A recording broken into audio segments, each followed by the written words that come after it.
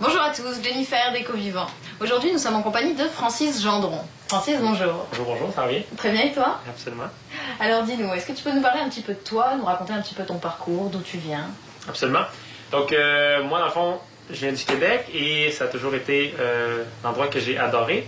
J'ai tout de suite, après avoir secondaire, bien entendu, cégep, etc., j'ai décidé d'aller étudier en tourisme d'aventure pour guider les longues expéditions loin dans le nord, le nord du Yukon, nord du Québec, Okay. Labrador, des endroits comme ça. Puis j'ai commencé à m'intéresser beaucoup à l'aspect d'autonomie.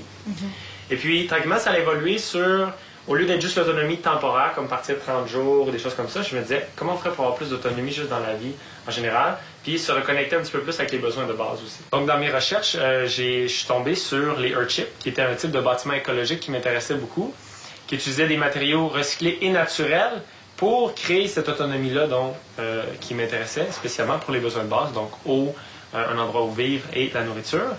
Et donc, j'ai décidé d'aller faire l'académie. Je me suis rendu compte que finalement, j'étais le premier Québécois à faire l'académie et aussi le premier francophone. Donc, j'ai commencé à mettre beaucoup de vidéos sur Internet, faire des conférences au Québec et essayer d'apporter ces technologies-là, cette information-là au Québec, commencer plusieurs projets. Donc, on est dans une des serres qu'on a construites cette année, qui est en construction présentement, bien entendu. Donc, une des quelques serres, on en a quelques-unes de construites, pour essayer de montrer aux gens qu'est-ce que ça peut faire puis à quoi ça peut être utile. Alors, est-ce que tu peux nous parler un petit peu de ce qu'est un Earthship? Parce que les gens ne sont pas nécessairement tous au courant de ce que peut bien être un Earthship. L'objectif premier, si on veut le simplifier au maximum, c'est d'utiliser des matériaux naturels et recyclés, donc par exemple des pneus ou n'importe quel autre matériau qu'on peut recycler, ainsi que des matériaux naturels. Je donne par exemple, ça peut être des pierres, ça peut être du sable et qu'on peut faire du cob avec, c'est un mélange d'argile, sable et paille, etc.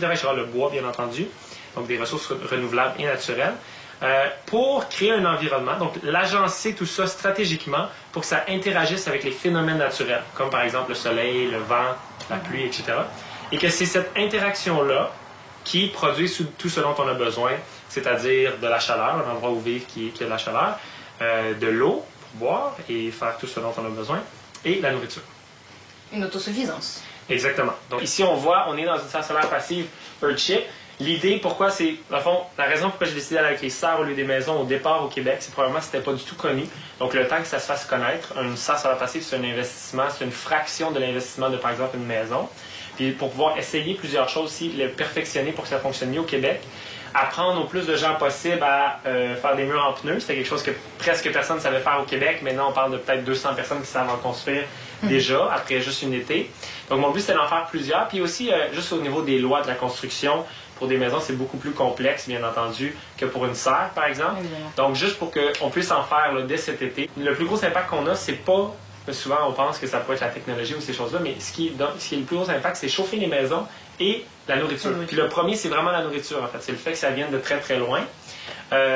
Et ou que lorsque c'est dans des serres au Québec, c'est des serres non isolées. Donc, il faut chauffer ça au diesel ou à des choses comme ça, qui nécessitent presque autant d'énergie que d'aller le chercher très loin.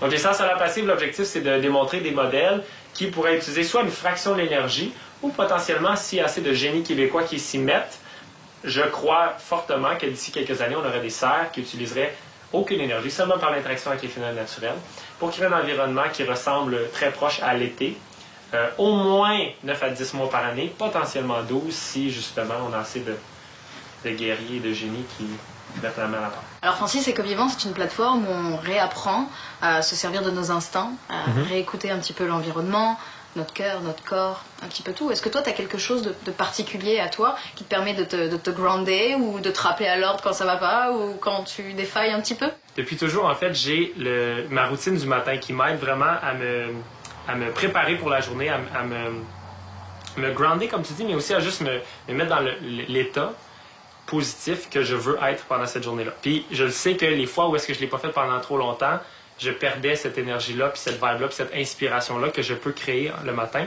Puis là, j'ai étudié un petit peu avec Tony Robbins. Il appelle ça le Hour of Power, l'heure de pouvoir le matin. Puis là, j'ai vraiment justement un petit horaire qui inclut justement la gratitude, donc remercier pour tout ce que j'ai, le plan de la journée, un petit peu d'exercice, etc. Donc une petite routine que je fais le matin. Et justement, quand je réussis à le faire de manière stable, puis je te dirais que ça va assez bien là, présentement, c'est ça qui donne la drive et qui fait que j'ai pas besoin d'aller chercher mon énergie en la suçant sur les autres, puis en essayant d'aller chercher l'énergie des autres personnes, mais qu'au contraire, je peux l'apporter aux autres. Puis il y a des nouvelles C'est peut-être, je crois qu'il y a un DVD qui va sortir sous peu. Absolument, il y a un DVD avec un e-book. On a filmé, dans le fond, toute la construction de cette serre-ci. Dans le e-book, il va y avoir les plans, puis la partie écrite, les listes d'outils, etc., etc. Et le DVD va offrir, le DVD ou la possibilité de voir par Internet, dans le fond, les vidéos, vont offrir tout le comment construire. Tout a été filmé de A à Z, donc ça va être possible d'accéder à toute cette information-là pour les gens qui sont intéressés de se construire eux-mêmes une serre solaire passive. Et ça va sortir probablement à la fin octobre, début novembre 2013. Donc, incroyable. Absolument. Merci beaucoup. C'était Francis Gendron sur Écovivant. À très bientôt. N'hésitez pas à me retrouver sur www.ecovivant.com ou encore les différents réseaux sociaux, où vous pouvez encore vous abonner à ma chaîne YouTube et laisser des commentaires. Je suis là pour vous répondre. Alors on se dit à très vite. Bye bye.